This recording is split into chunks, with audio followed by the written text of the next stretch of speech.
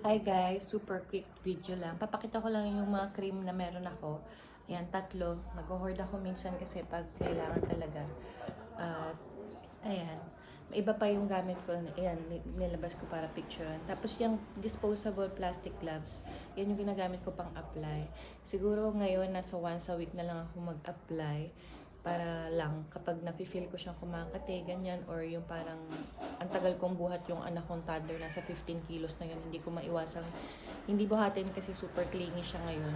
And thank God, hindi na talaga siya lumulobo or namamaga outside. Hindi na rin nga, yung lumalabas.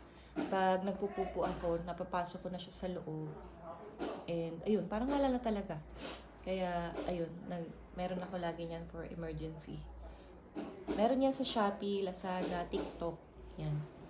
Tapos yan, naglalagay na lang